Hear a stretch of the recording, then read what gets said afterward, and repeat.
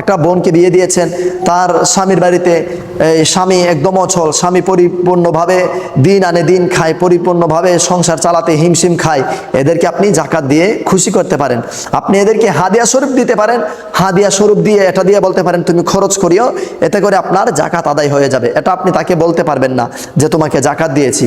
যদি এটা বলেন, এতে করে সে জাকাতটা নিতে তার অস্বীকার করতে পারে অথবা তার লজ্জাবোধ থাকতে পারে, যার কারণে সে না নিয়ে ফিরিয়ে দিতে পারে। যার কারণে আপনি তাকে না বলে খুশি হয়ে হাদিয়া স্বরূপ দিয়ে দিতে পারেন, আপনার জাকাত আদায় হয়ে যাবে, তারও উপকার হয়ে যাবে। এবার আসুন, কোনো মসজিদের ইমাম সাহেব অথবা কোনো মুয়াজ্জিন তারা জাকাতের টাকা নিতে পারবে কি না এটা জেনে নেই। প্রিয় ইমানদার ভাই বোনেরা, আমরা ইতিমধ্যে অনেকেই আমরা জানি মসজিদের মুয়াজ্জিন অথবা খাদেম অথবা মসজিদের যেই ইমাম সাহেবগণ, বিশেষ করে গ্রামগঞ্জের যেই ইমাম সাহেবগণ, তিনাদের অবস্থা একদমই খারাপ, একদমই খারাপ। তিনাদের বেতন থাকে সর্বোচ্চ 8, সর্বোচ্চ 8 কিংবা 10, এর উপরে নেই গ্রামগঞ্জে।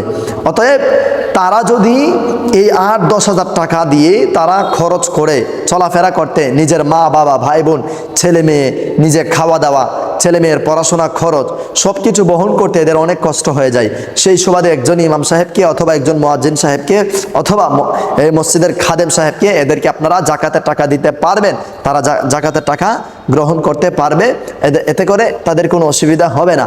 তবে কোনো ইমাম সাহেব অথবা কোনো মুয়াজ্জিন অথবা কোনো খাদেম যদি নিসাব পরিমাণ সম্পদের মালিক নাও হয়, তারা যদি চলাফেরা করতে পারে, সুন্দরভাবে চলতে পারে, খাইতে পারে, তারা জাকাতের টাকা গ্রহণ করতে পারবে না, কারণ এটা গরিবের হক, এটা গরিব বহন করবে। প্রিয় দর্শক শ্রোতা মণ্ডলী, আশা করছি আপনারা সকলে বুঝতে পেরেছেন। এরপরেও যদি কেউ বুঝে না থাকেন, স্ক্রিনে দেওয়া এই নাম্বারটিতে শুধুমাত্র ভয়েস করবেন, হোয়াটসঅ্যাপ অথবা ইমোতে। বিশেষ প্রয়োজনে 2 বারের বেশি কেউ কল করবেন না। আশা করছি আপনারা সকলে বুঝতে পেরেছেন। সবাইকে সতর্ক করার নিয়তে, নিয়মগুলো বুঝিয়ে দেওয়ার নিয়তে, সওয়াবের নিয়তে আজকের এই ভিডিওটি বেশি পরিমাণে শেয়ার করে সারা বিশ্বময় ছড়িয়ে দিন। আসসালামু আলাইকুম ওয়া রাহমাতুল্লাহ।